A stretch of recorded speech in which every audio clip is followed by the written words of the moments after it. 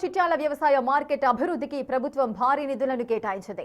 కోటి రూపాయల వ్యయంతో నిర్మించనున్న నూతన కార్యాలయ భవనానికి 65 లక్షల రూపాయలతో చేపట్టనున్న సీసీ రోడ్డు పనులకు ప్రభుత్వ whip Nakrekal MLA Vemula Veeresham Telangana dairy chairman Gutta Amit రెడ్డితో కలిసి శంకుస్థాపన చేశారు. రాష్ట్రంలో వ్యవసాయ మార్కెట్లను బలోపేతం చేసి రైతులకు మద్దతు ధర కల్పించడమే సీఎం రేవంత్ రెడ్డి లక్ష్యమని ఈ సందర్భంగా వీరేశం పేర్కొన్నారు.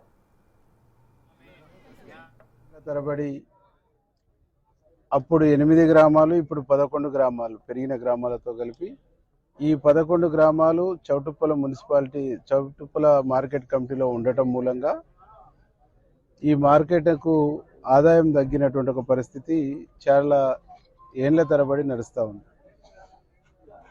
మేము తెలంగాణలో ప్రజాపాలన వచ్చిన తర్వాత, ప్రజాప్రభుత్వం ఏర్పడ్డ తర్వాత, ఇందిరమ్మ రాజ్యం వచ్చిన తర్వాత గౌరవ ముఖ్యమంత్రి గారి దృష్టికి చిట్యాల వ్యవసాయ మార్కెట్కి సంబంధించి చిట్యాల మండలానికి సంబంధించి 11 గ్రామాలు చౌటుప్పల మున్సిపాలిటీ పరిధిలో ఉన్నాయి.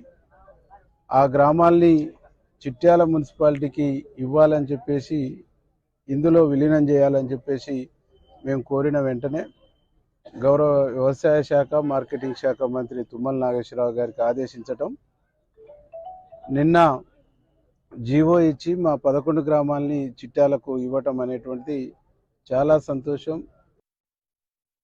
తెలంగాణ డైరీ చైర్మన్ గుత్తా అమిత్ రెడ్డి మాట్లాడుతూ పాడి రైతుల కోసం కీలక ప్రకటన చేశారు. విజయ డైరీ ఆధ్వర్యంలో చిట్యాలలో 5 లక్షల లీటర్ల సామర్థ్యం కలిగిన పాల శీతలీకరణ కేంద్రాన్ని త్వరలోనే ఏర్పాటు చేస్తామన్నారు. ఈ కేంద్రం ద్వారా మండలంలోని పాడి రైతుల నుండి పాలను సేకరించి పాల ఉత్పత్తుల తయారీని పెంచుతామని, రైతులు ఈ అవకాశాన్ని సద్వినియోగం చేసుకోవాలని ఆయన కోరారు. చిట్యాల మార్కెట్ పరిధిలోకి మరో 11 గ్రామాలను చేరుస్తూ ప్రభుత్వం తీసుకున్న నిర్ణయంపై స్థానిక రైతులు హర్షం వ్యక్తం చేస్తున్నారు. ఈ చిట్యాల మార్కెట్ యార్డ్లో విజయ తెలంగాణ డైరీ డెవలప్మెంట్ ఫెడరేషన్ తరఫున మేము ఒక నూతన పాల శీతలన కేంద్రాన్ని ఒక 5000 లీటర్స్ కెపాసిటీ తోటి తొందరలో ప్రారంభించబోతా ఉన్నాం.